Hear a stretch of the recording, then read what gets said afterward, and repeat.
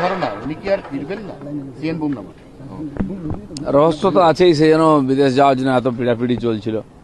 আমরা জানি একজন আম্মা ছিলেন দিল্লিতে 28খানা সুটকেস নিয়ে এসেছিলেন। এখন এই সুটকেসের রহস্য কি আছে এটা তো আমরা বলতে পারবো না, ভবিষ্যতে হয়তো জানা যেতেও পারে। হ্যাঁ, কিন্তু উনি যে পিড়াপিড়ি করছিলেন চোখের চিকিৎসা পরবর্তীকালে উনি সুপ্রিম কোর্ট পর্যন্ত যান। ফাইনালি ওনার চোখটা দেখে সুপ্রিম কোর্টের মনে হয়েছে যে হ্যাঁ হি ডিজার্ভস আ ট্রিটমেন্ট, বেটার ট্রিটমেন্ট। তা বলে 20খানা সুটকেস। ওটাই প্রশ্ন, পারমিশন নেওয়া হয়েছে মানুষের, যাচ্ছে সুটকেস। এখন সুপ্রিম কোর্ট অনুমতি দিয়েছে, কিন্তু 20টা সুটকেসের অনুমতি দিয়েছে কিনা সেটা আমার জানা নেই। বলো। অভিষেক বন্দ্যোপাধ্যায়ের সমস্ত মামলার রক্ষা কবচে আবেদনের শুনানি, মোট 16টা মামলা বিচারাধীন রয়েছে আজকে। কেস তো প্রতিদিন বাড়ছেই, আরও হবে। মানুষ ভয়ে কথা বলতো না, ডায়মন্ড হারবার থেকেই সমস্ত মামলা আসবে। যাদের অত্যাচারিত হয়েছে, যাদের লুট হয়েছে, দোকানপাট দখল হয়ে গেছে, তো ওনারই অনুপ্রেরণাই হয়েছে, তো ধীরে ধীরে সমস্ত সামনে আসবে।